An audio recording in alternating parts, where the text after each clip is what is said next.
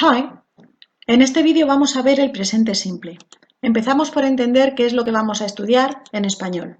Cuando hablamos de acciones que suceden en el presente o que suceden habitualmente, decimos, por ejemplo, que trabajo en una tienda, o preguntamos, ¿tú trabajas aquí? O negamos, mi hermano no trabaja. Todas estas oraciones utilizan el presente de indicativo. En inglés, este tiempo corresponde con el present simple. Vamos a ver cómo se construye el presente simple. Siempre tenemos que distinguir en inglés las formas afirmativas de las negativas e interrogativas, porque el orden de las palabras es distinto. En las primeras, en presente simple, no necesitamos verbo auxiliar. Work, trabajar. They work in a shop. Ellos trabajan en una tienda. En las negaciones e interrogaciones tendremos que utilizar un verbo auxiliar, que es el verbo do, que a veces significa hacer y a veces funciona como verbo auxiliar. Empezamos por ver la forma afirmativa. Partimos de la forma base del verbo, que es la forma en que el verbo aparece en el diccionario. Esta forma sirve para la primera y segunda persona y para la tercera persona de plural. I work, we work, you work, they work. En la tercera persona de singular tenemos que añadir una S al verbo. Unos ejemplos. I work in a shop. Yo trabajo en una tienda o simplemente trabajo en una tienda.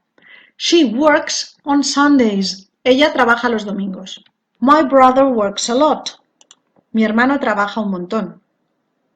Vamos a ver con detalle qué queremos decir cuando hablamos de la tercera persona de singular. En la comunicación siempre hay tres personas. La primera es la que habla. Yo, en inglés, I. La segunda, la que escucha. Tú o usted, en inglés, you. La tercera persona es de quien hablamos cuando esta persona no participa en la conversación. En inglés tiene tres formas: he, él, she, ella, it cuando hablamos de objetos o animales y en español no se suele traducir. Estas tres personas se pueden dar en singular o se pueden dar en plural. La primera persona de plural es nosotros o nosotras, we. La segunda, vosotros, vosotras o ustedes, you. Tiene la misma forma en singular y en plural. Y la tercera, they, ellos o ellas. En este cuadro vemos todas las personas gramaticales. La que es especial es la tercera persona de singular. He, she, it. He works in a shop. Él trabaja en una tienda. Estos pronombres no siempre aparecen en la oración. My boyfriend lives in London. Mi novio vive en Londres. My boyfriend es tercera persona de singular. Tengo que añadir una S al verbo. Al añadir esta S en la tercera persona de singular tenemos que tener en cuenta unas reglas de ortografía. Primero, los verbos terminados en S, SH, CH, X y también los terminados en O no añaden solo S, sino ES. I watch. He watches. I do. She does. El verbo do es especial. Unas veces significa hacer, funciona como un verbo normal, y otras veces es un verbo auxiliar y carece de significado. Además, tiene una irregularidad en la pronunciación, porque cambia en la tercera persona de singular. Do, does. Por otro lado, los verbos terminados en la combinación consonante más Y, como study, sustituyen la Y por una I latina y añaden ES. I study. He studies. Hay que tener cuidado porque los que delante de la Y llevan una vocal, como play, siguen la regla general. She plays. Como hemos dicho antes, tenemos que distinguir las oraciones afirmativas de las negativas e interrogativas. Estas últimas necesitan de un verbo auxiliar. ¿Qué es un verbo auxiliar? Lo podemos comprender bien porque en español también tenemos un verbo auxiliar, pero solamente uno, es el verbo haber. Cuando yo digo he trabajado, has trabajado o hemos trabajado, vemos que la forma del verbo haber es la que cambia. El verbo trabajar permanece invariable, pero es el que da el significado. El verbo haber nos da información gramatical, pero no tiene significado. El funcionamiento de los verbos auxiliares en inglés es básicamente igual, pero en inglés tenemos muchos verbos auxiliares. Do, en su forma de pasado, did, have, will, would. De todos estos nos interesa do, que es un verbo que a veces significa hacer y a veces funciona como verbo auxiliar de presente.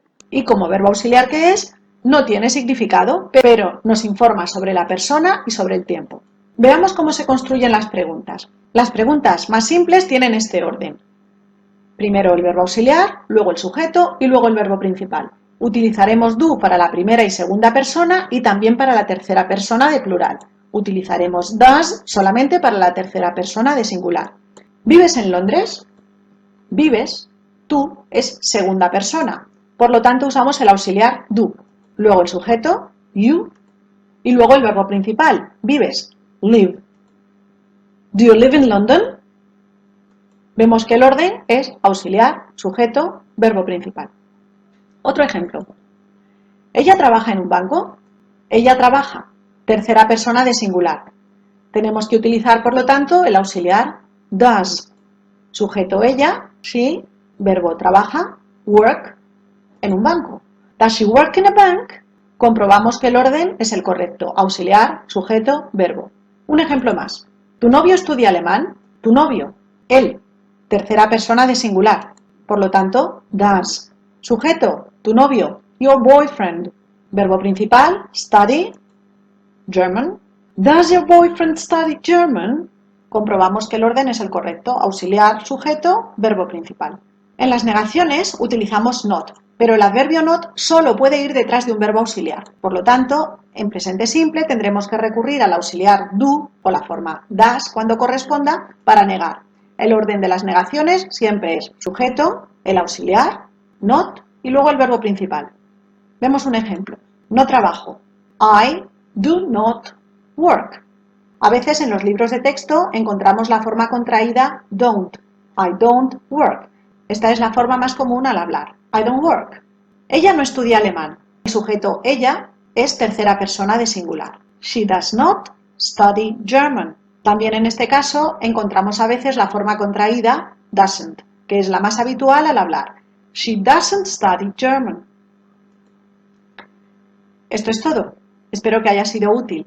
Podéis hacer ejercicios en inglescepa.blogspot.com.